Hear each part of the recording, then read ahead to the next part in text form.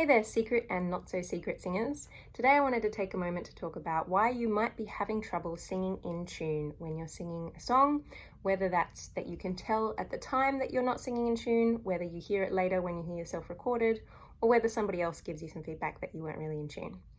So the first context in which we are often singing songs is singing along to our favorite pop songs that are on the radio.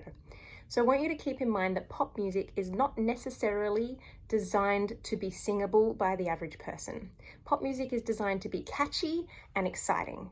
The songs that become hits are the songs that grab us, that make us feel something, right? And quite often that means that it's written really high and the singer is using vocal qualities and vocal techniques that are challenging, that feel exciting to listen to. I remember John Mayer saying something about someone asked him what his favorite songs of his were, and he said, the ones that always get popular are the ones that are really high, the gravity or whatever it is. But his favorite songs were a lot of the ones that were a bit lower, but they're not the ones that become the hits. We like the exciting ones. We like to hear singers, on the edge of their ability, or just, demonstrating their ability if you're Ariana Grande and you're doing all your vocal gymnastics.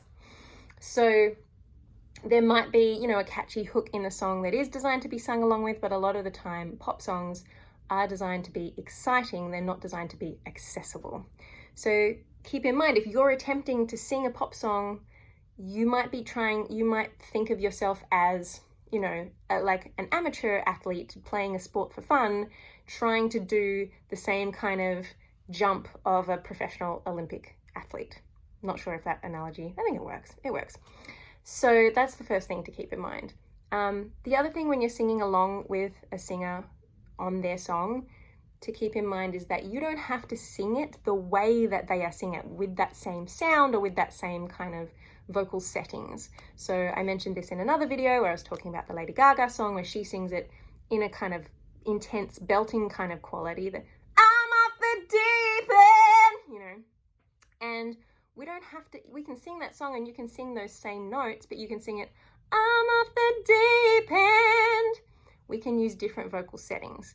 So often something will feel or sound higher or harder than it actually is just because of the particular way that the singer has chosen to approach that note or that line. It sounds really high or it sounds really hard because they're just using a really bright sound or they're using a big belty sound. But you might find if you try to actually just sing that gently, you might find that it's actually easier than you think it is.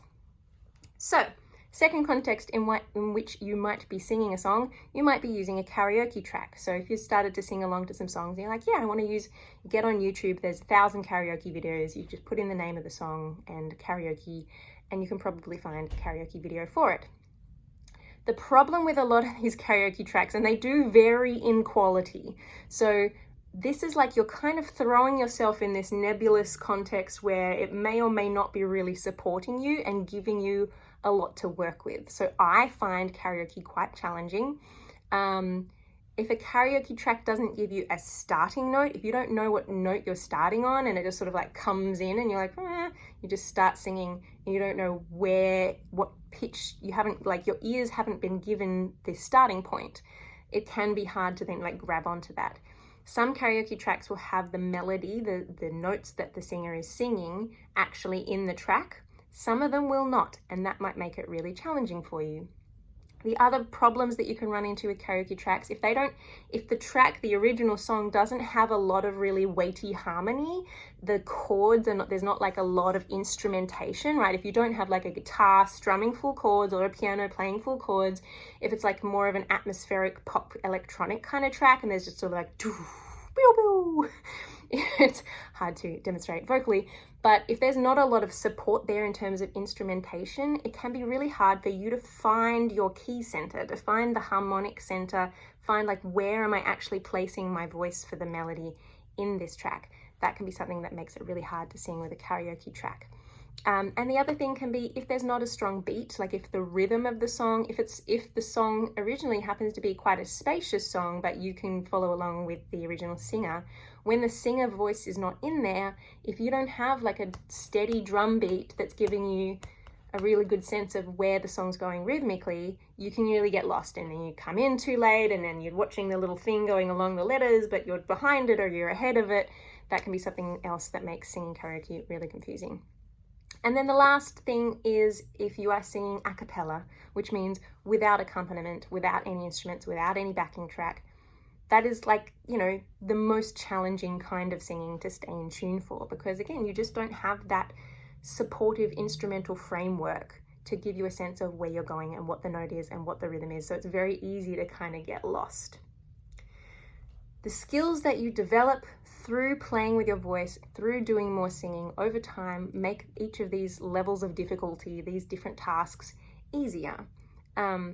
Some things that make it easier some skills that make it easier to sing in tune include a physical sense of what pitch feels like.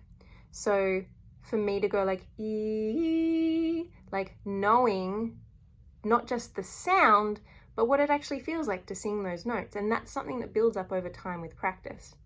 And then there's also things that you can learn in terms of technique and mechanisms. For example, lifting your larynx as you go for a high note is something that can make high notes feel easier and then stop us from being flat.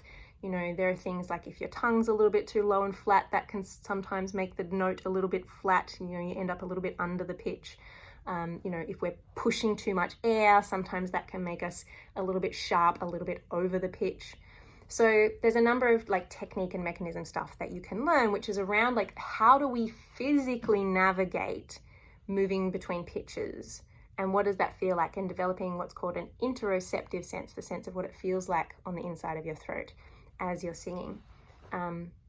So give yourself a break. If you're finding it hard to sing in tune, just know that it's actually a reasonably hard task a lot of the time. And but just keep playing with your voice, keep experimenting, keep exploring different sounds, keep singing. It doesn't matter if you're out of tune, enjoy singing. And probably if you have the ability to work with a singing teacher or vocal coach to help guide you and give you some techniques and exercises and mechanisms that can help you sing in tune, that's probably a good idea.